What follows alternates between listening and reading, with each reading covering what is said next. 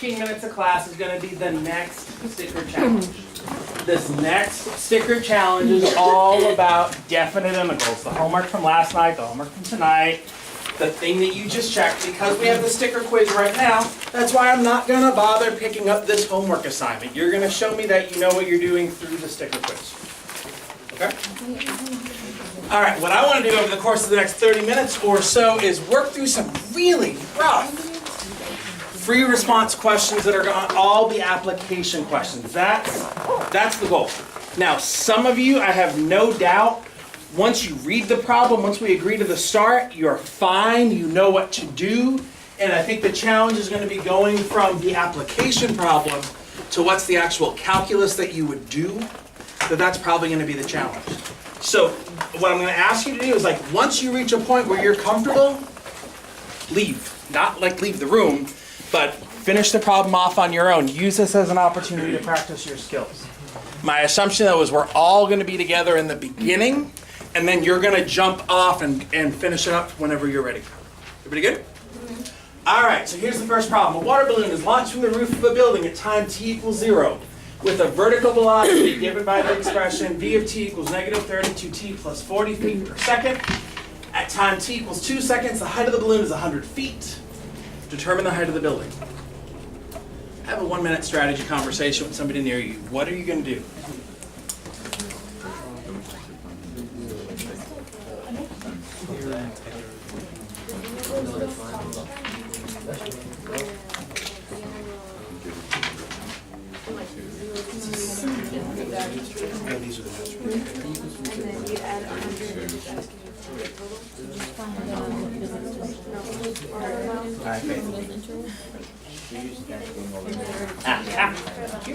That'll be 40 plus 40t.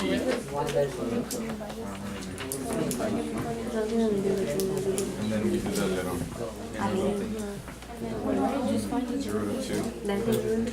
All right, let's pull this together. I'm not expecting that anyone has finished the problem at this point. Hopefully you've got a good start. What are the thoughts that are out there? I'll take anything from anybody.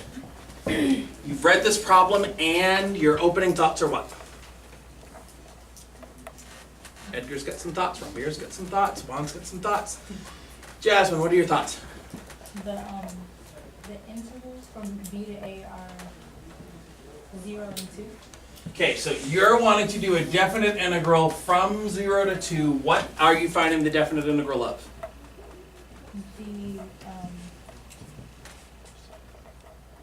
There's going to be some function that you're finding the v of t. Now, before you do that, I guess my first question is, why? Why? Anybody in the room, why? Why would you do that? There must be a reason why. David, what's the reason? Because you're looking for this place, the height, which is, and so by taking the definite integral.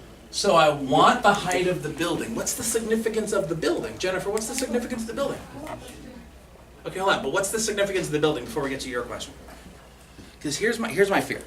I think some of you guys are just going to start doing things because you're like, well, we're doing definite integral, so I'm going to do a definite integral. I care much more greatly about, but why? Why are we finding the definite integral? What's the significance of the height of the building? Juan, help me out here. What's the significance of the height of the building? I think that would be the displacement of the balloon. The height of the building is the displacement, or this guy over here is the displacement? The integral. The integral over here represents displacement, right? The displacement is telling you what's the change in your position from when you started to where you ended. I heard some folks say, oh, and I think it was Jonathan who said, oh, it's that fundamental theorem of calculus thing. How many of you guys are seeing a fundamental theorem of calculus problem here? Okay, some folks. We've got a water balloon launched from the roof of a building. So I've got my building. I'm not going to bother drawing a beautiful building. But I'm over here, and we've got somebody launching a water balloon. Let's call him Ramvir. And he's throwing the water balloon, right? Here's where the water balloon is at the beginning. After 2 seconds, I know the water balloon is 100 feet up in the air. I know the height of the water balloon at 2 seconds. I don't know the height of the water balloon at 0 seconds. But I do know by the fundamental theorem of calculus that the position at time 2 is equal to the position at time 0 plus the integral from 0 to 2 of v of t dt. Height at time 2 equals initial height plus change in height from 0 to 2. And so then from there you can say, all right, well, what's the initial height? Oh, I don't know that. What's the height at time 2? 100 feet. That's going to be 100. Plus, now I just need to integrate from 0 to 2 this negative 32t plus 40 with respect to t. And this is the part I would assume most of you guys are able to finish off from here. So either finish it off or hit me with questions, like conceptual questions that don't make sense right now. All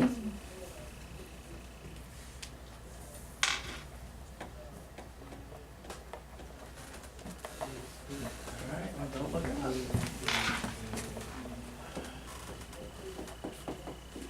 me.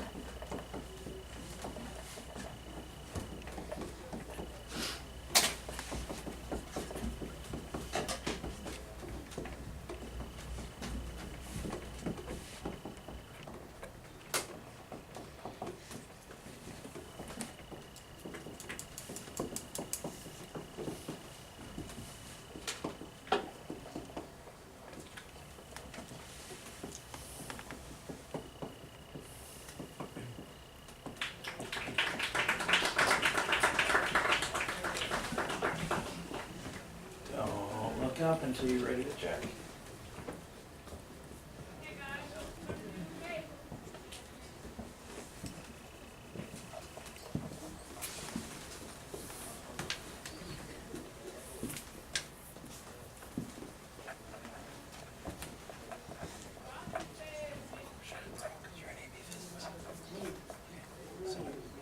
So we agree.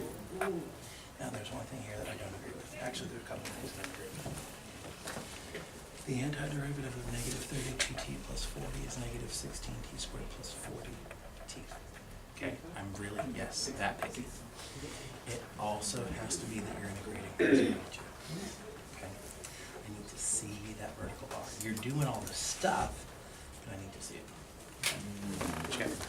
I got to 16, but I have to subtract from the 100. Right, so the 16 represents the displacement piece, but I want to know, like, what was the height of the building? The height of the building was 84. You figured out the displacement.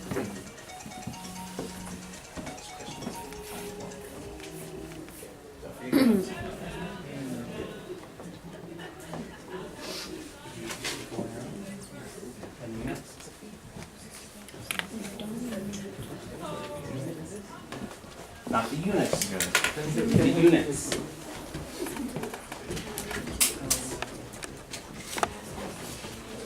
You're getting around there. Now, one thing I want to make sure is really important. Once you find the antiderivative, stop writing that notation, because that gets replaced with this one over here.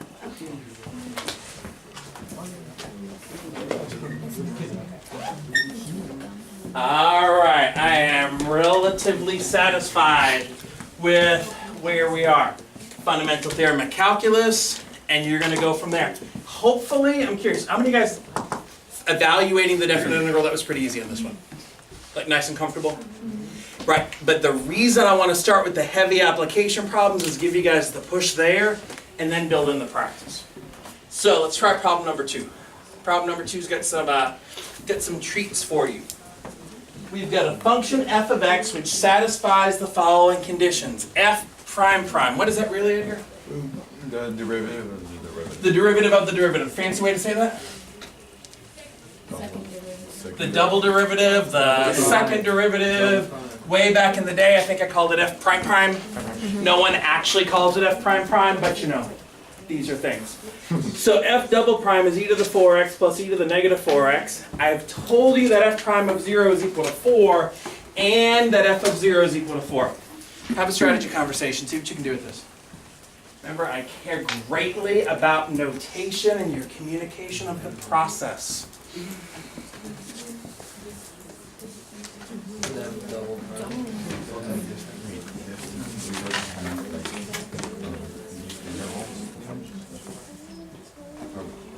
It's just 0. find the answer. Oh yeah, yeah. Find the answer.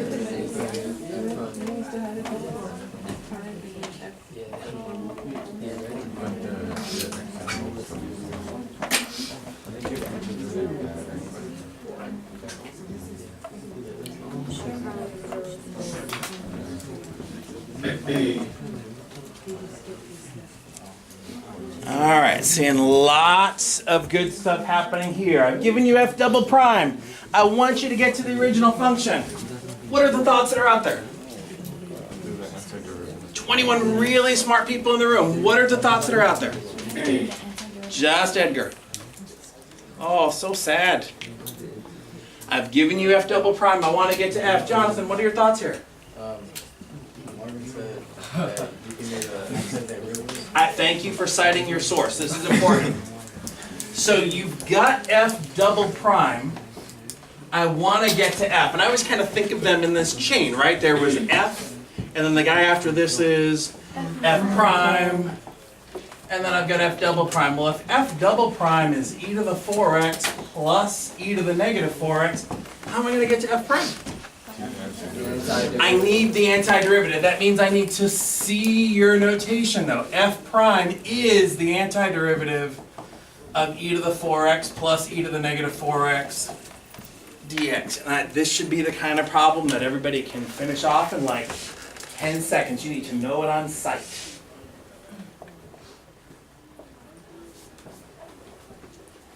Antiderivative of e to the 4x. Well, I know the antiderivative of e to the kx is what? 1 over k e to the kx plus c. That's what this is, except we've got k equals 4. And on this side, we've got k equals negative 4.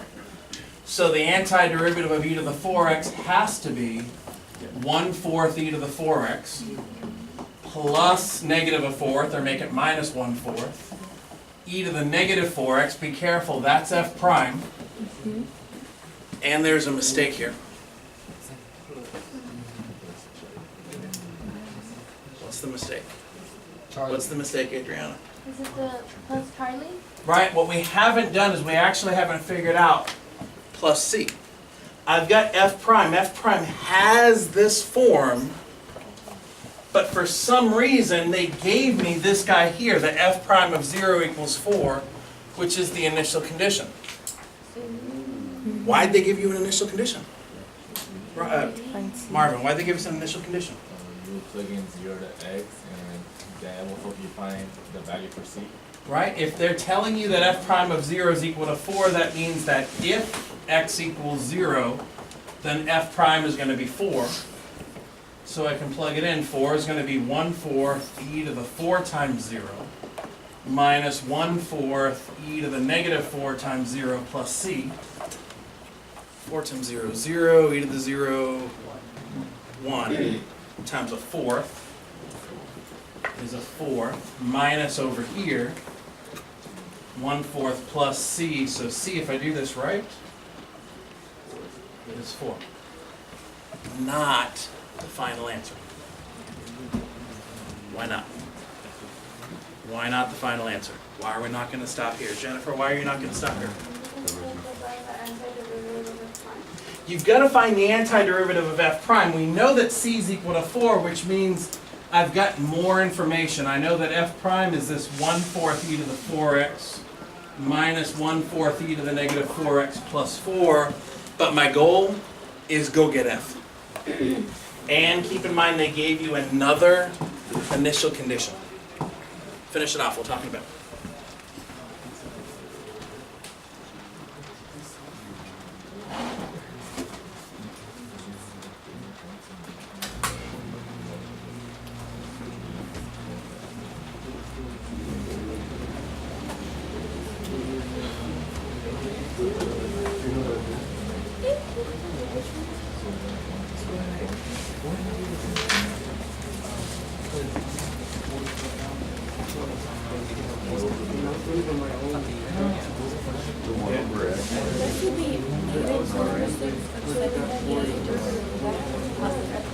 So a couple of things.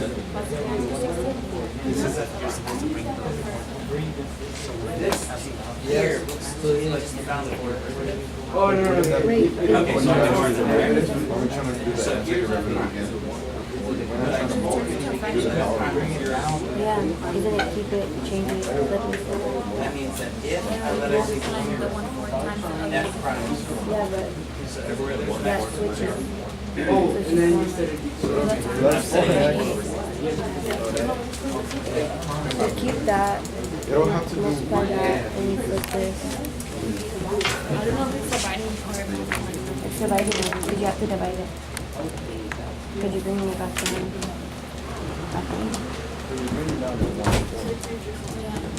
You're dividing being it. multiplied. Hi there, future calculus student. What can I do for you?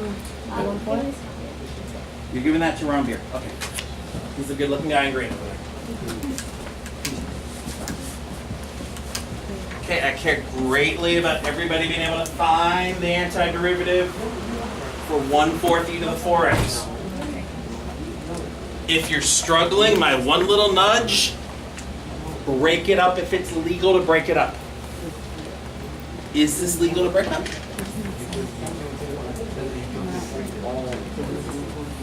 I can break this up because I've got subtraction, so I can rewrite this as two different definite integrals. Maybe that makes life a little bit better because you can handle them separately. Even better, that 1/4, I know exactly what to do with the 4th. Take it out. Take it out. I can take it out. You can take it out because Yeah. it's a constant. So I can take this 1/4 out in front, and so now it's just 1/4. Gosh, I have to find the antiderivative of e to the 4x. Hold on. One second. Oh, I forgot about the 4, didn't I? Thanks, sir. Thanks for making me the better calculus teacher. I don't want to say it. I didn't want to hear it. Okay. Plus the integral 4 with respect to x. I know for a lot of you guys, like seeing the whole thing together isn't helpful, but when you break it apart, things get better. Okay, yeah. Antiderivative of e to the 4x, everybody knows what that is. It has to be 1/4 e to the 4x. That 1/4 that's already out there, you're going to multiply, right? Because this is 1/4 times what you get here. So this should be 1/16 e to the 4x. Antiderivative of e to the negative 4x, negative 1/4 e to the negative 4x, times that negative 1/4 that's already out there. You get a positive 1/16 e to the negative 4x, plus Ron Beer's 4 that I forgot to write, the antiderivative of 4, 4x, plus, don't forget about it, plus Charlie's little brother that I'm going to call c sub 2.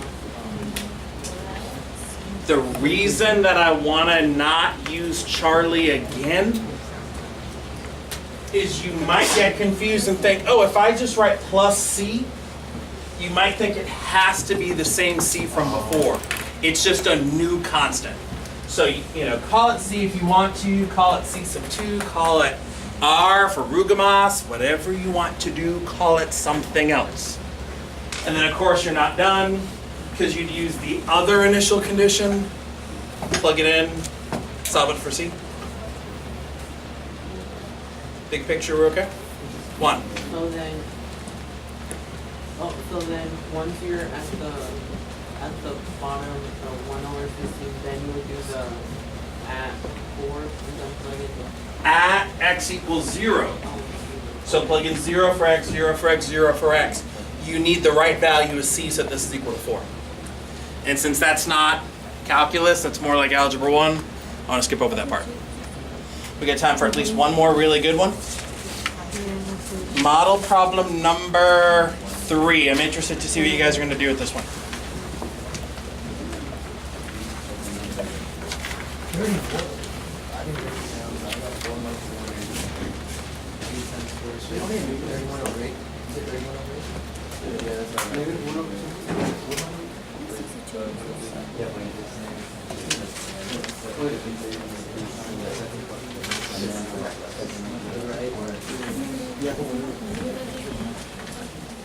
The video one.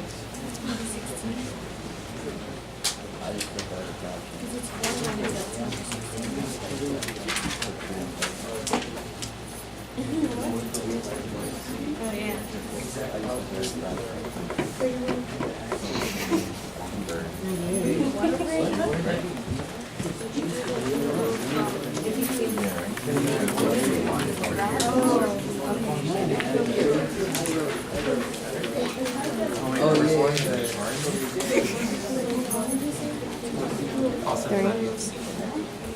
So this part where you got C equals 4. Between the graph and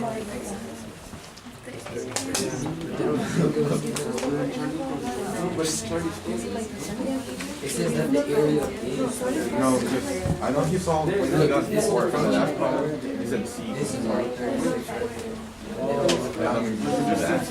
It just means C, like a different, if Oh. I meant C squared, I'd have to put it not down.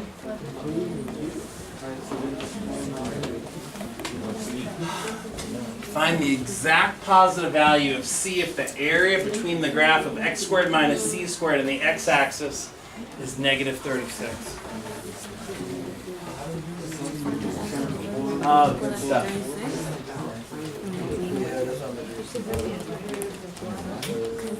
Because the area is this. The integral gives you the area. Oh no. So most popular approach right now seems to be an integral that looks something like that. How many of you guys have something to this effect? Why? Daisy, why did you write that? Well, because it's asking for the area. There you go, right? So you've got that buzzword area. You know that area means, or area means area, but in calculus, the way that we find area is going to be a definite integral. Great, what's the problem? What's the problem? There is deliberately a problem here. What's missing? Not the midpoints, the endpoints, right? The limits of integration are missing. Now, sadly, you can't graph this on your calculator. Not going to happen. It's just not going to happen. But you guys should know what this graph looks like. Indeed, you should. C is a constant. What does that graph have to look like? It has to be, Mariah? It has to be a parabola. Shifted which way? To the right. Which way? Wait. You've got x squared minus stuff. All it does is it shifts down. It shifts down. All of us. You guys are so funny with that. So the regular parabola looks like this. X squared minus c squared shifts me down. What I want is that area. So the only thing that you need, there's one thing that you need, I guess technically two things that you need. David, what do you need? The zero? You need the zeros, right? Those zeros are going to be your limits of integration over here. They're going to tell you integrate from here to here. So I've got to go find the zeros. Let's go find the zeros. So if x squared minus c squared is equal to 0, let's see, maybe some folks want to factor. Maybe you see it as a difference of squares. Maybe you see it as, well, let me move this to the other side and say x squared equals c squared. So x, I'm going to take the square root with the plus or the minus, and I'm going to say that x equals plus or minus c.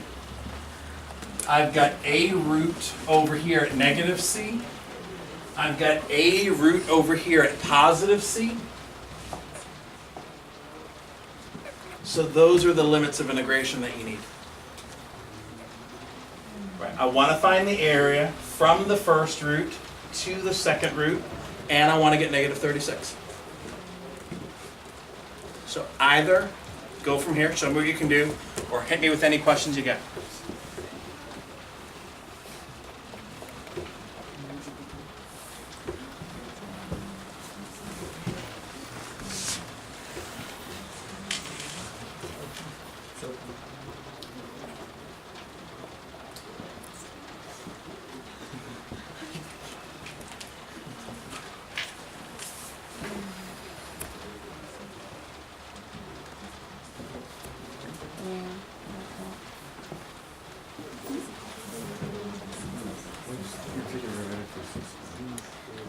There's some good stuff happening out there and some not so good stuff. The good stuff looks like the number of people that know that the antiderivative of x squared is 1/3 x cubed. That's a really good thing. There is a problem after this though. The most popular wrong thing to write is 1/3 c cubed. It's shown up on at least 10 different papers. I know why. I am curious, why is this wrong? Why is this wrong? Why is this wrong? Don't talk to me, talk to your neighbor. Why is this different from this guy over here?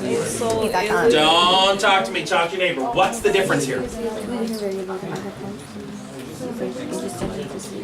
Jasmine, one more time, what's the problem?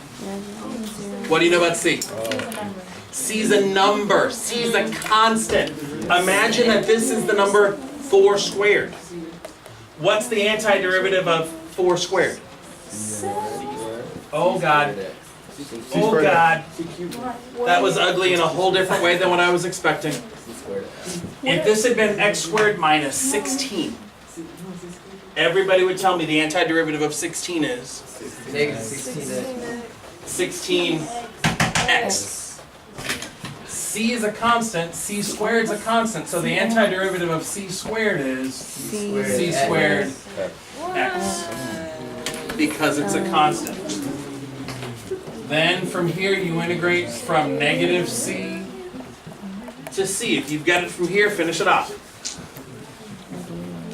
The antiderivative is 1/3 x cubed minus c squared x. I'm integrating from negative c to c. This is the part where you guys normally are really comfortable. You're going to plug in. And you're going to plug in.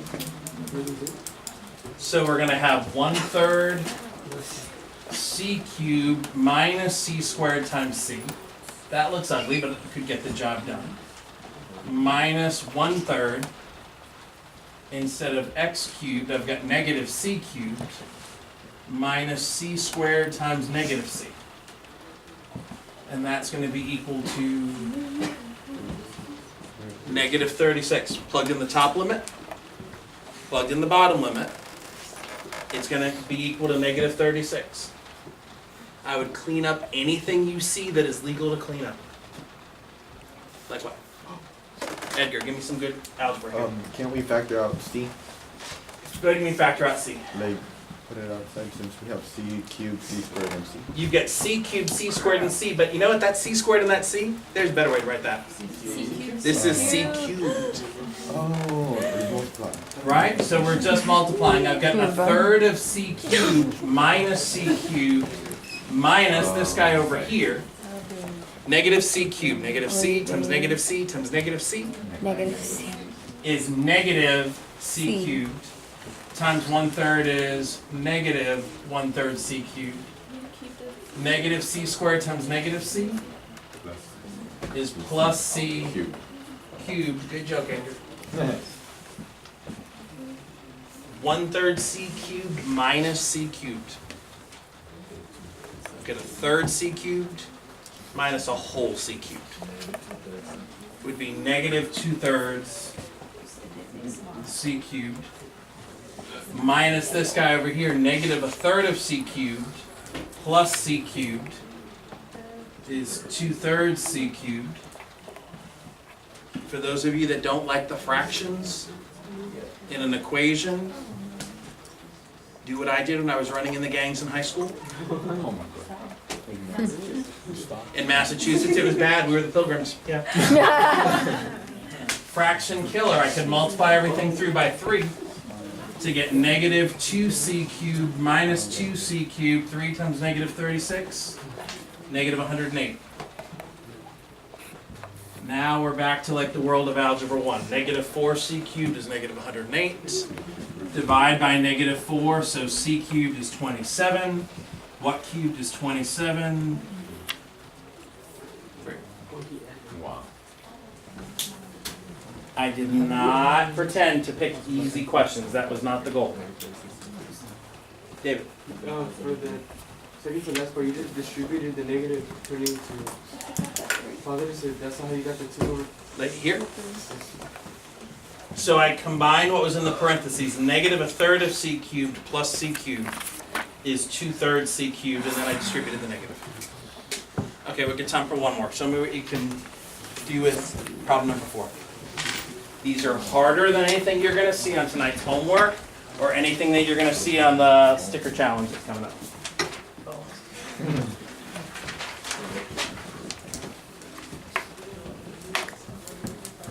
That's so cold.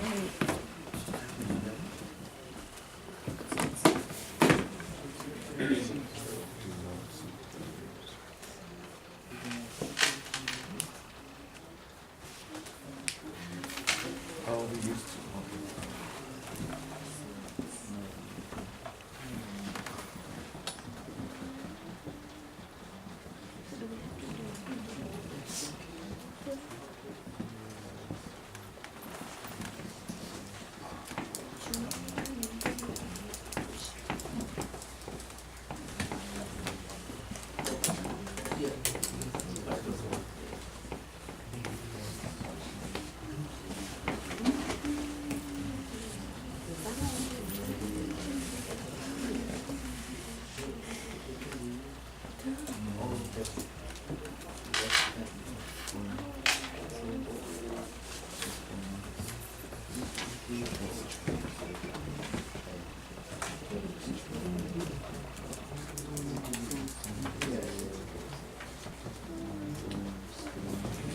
Average value is the key phrase.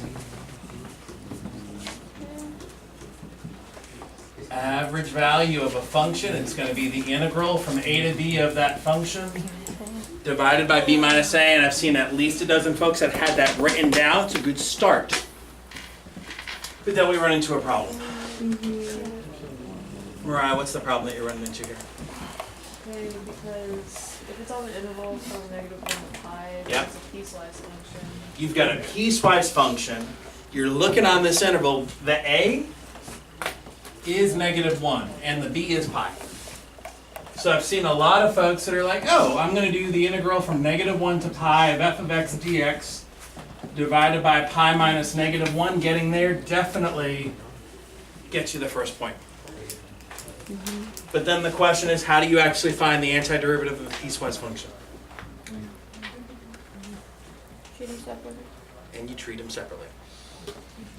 Right, you want to find that, you want to find the area from -1 to pi. So a way to go about doing that is just say, well, f of x is this piece here from -1 until I hit 0. So let me find the definite integral from -1 to 0 of x plus 1 dx. That should be a nice, easy one for everybody to work with. Then I'm going to add on to this. My function switches from 0 to pi. It's this 1 plus sine pi x. And then divide the whole thing by pi minus -1. Now, I know there's not enough time for us to finish this one off. Really, with this problem, I care more about the setup. I would hope that at this point, if I said go find the antiderivative from -1 to 0 of x plus 1 dx, that should be relatively painless. This guy over here, because we're going to start the quiz in just a second. Just take 5 seconds. What's that antiderivative? Tell somebody near you. What's the antiderivative of 1 plus sine pi x? 1 pi. Antiderivative of 1 plus sine of pi x.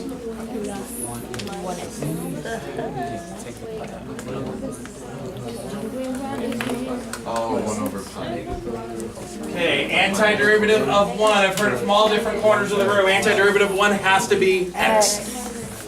Antiderivative of sine pi x. What has sine as its antiderivative? It has to be a negative cosine. The angle will never change in the derivative process or the antiderivative process. The only thing I'm really curious about is what goes in front here. Pi. How many guys honestly had that as your antiderivative? Okay, good. All right, so let's get started with the quiz, shall we? It is a pinch myself with the marker. I didn't even know that was possible.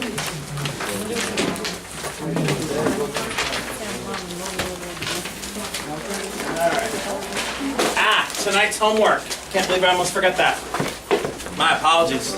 Nora's already put away her agenda. Oh, thank God it's still out, so I can still give you homework. Okay, tonight's homework is to finish the multiple choice questions. There's only 8 of them. None of them are anywhere near as challenging as the ones that we just did in class. These should be quick, easy ones. I will tell you right now so that we are 100% on the same page. I need to see all the work on a separate sheet of paper. There's not enough room in the little spaces there for you to do your side work. If I don't get the extra paper that has all the work for the extra 8, don't bother turning this in. I want to give you guys actual, honest practice. No calculators with this. Do all the work on a separate sheet of paper. Bring that in tomorrow. We'll go from there. And we'll stop filming now.